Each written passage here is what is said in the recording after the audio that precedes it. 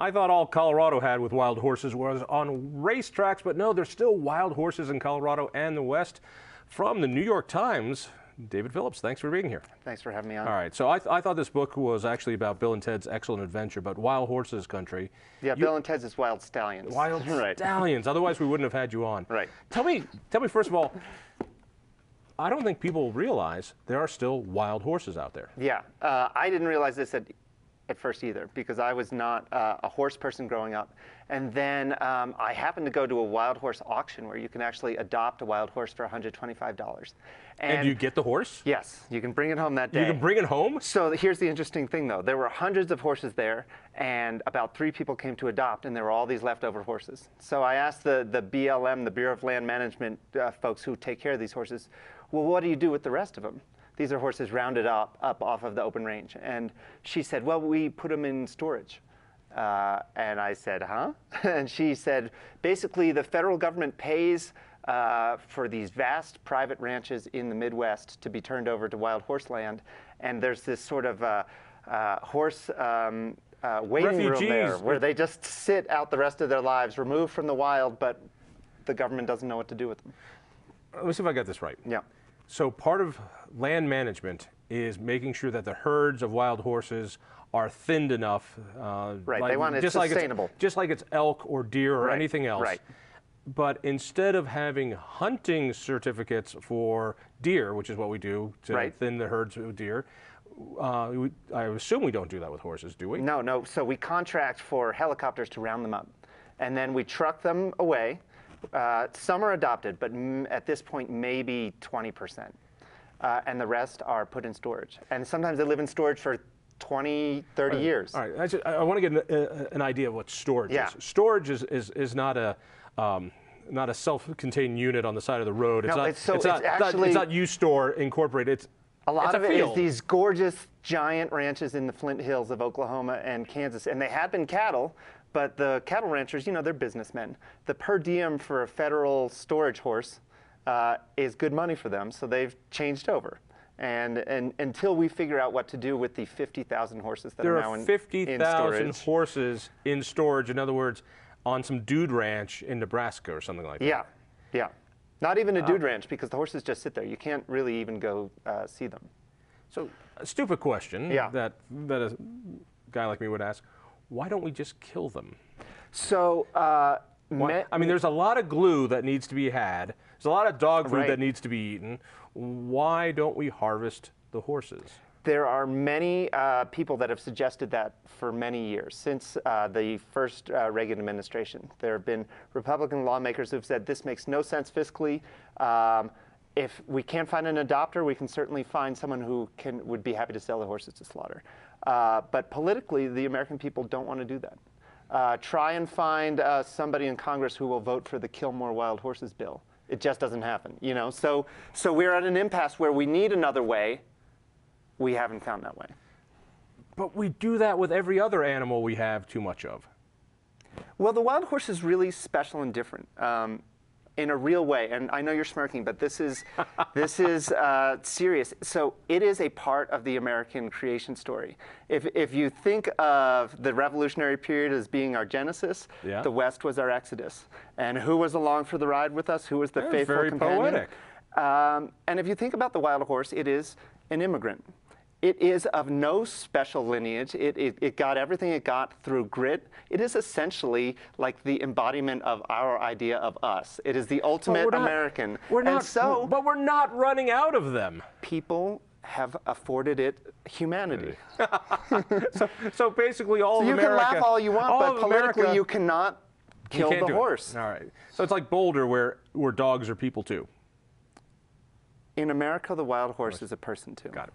All right. What is it costing me to house 50,000 horses, to drag them out, haul them across state lines? And over the life of them, it'll be about $1 billion. $1 billion? Yes.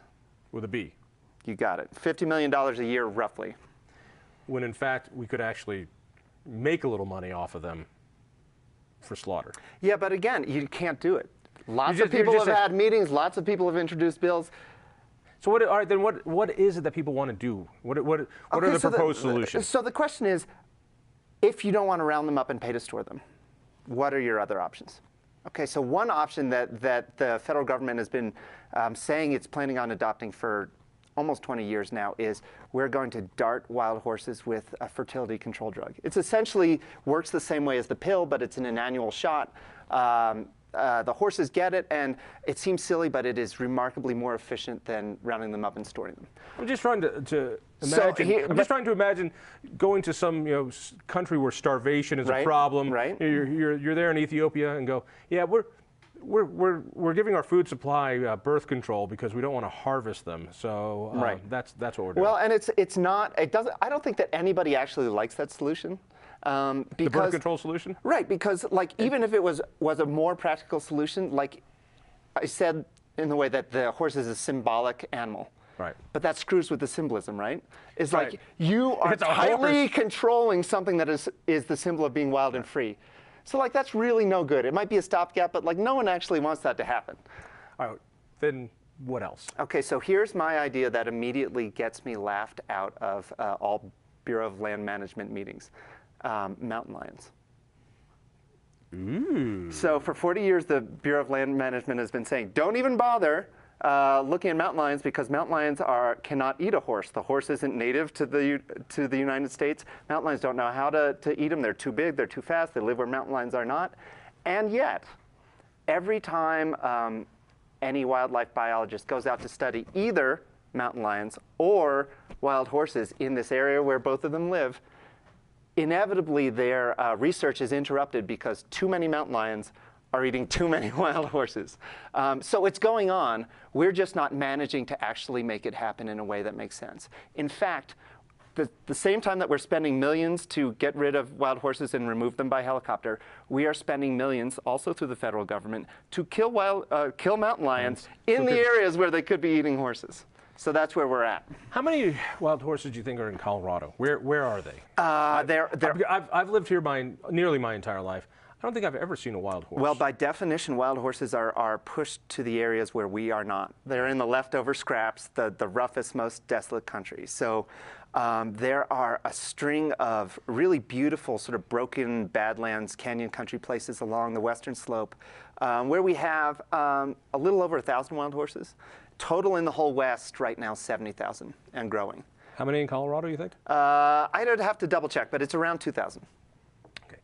When you went to the auction and it was $125, yeah, you could walk home with a horse. Yeah. Can you train that horse? Is that horse able to do horse stuff in the domestic world, or is that horse always going to be a wild horse, and therefore the most you can do is keep it in a big space?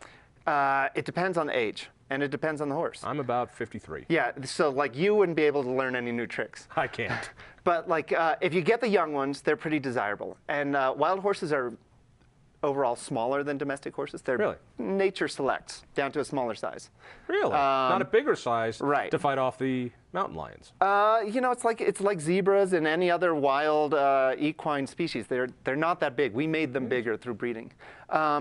So a lot of people don't want a smaller horse, but the ones that are larger and younger, people will adopt and train, and they can be some of the best horses out there because natural selection has been working forever to make these horses disease resistant, have good feet, have smarts. Right.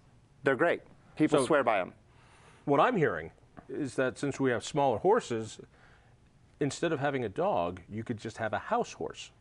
They're not that small. And there we have it. That's terrific. Hey, where can people buy it? Anywhere you want. Tattered Cover is always a good place to start. Tattered Cover is always a great place to start. And you'll join me on the first wild horse hunt? I will certainly be documenting it as a journalist. Dave Phillips, thank you for being with us. Thanks a lot. Pulitzer Prize winning reporter, New York Times. Give me a try on KHOW Radio. That was it. Read me in the Denver Post. Tell a friend, and we'll see you next week.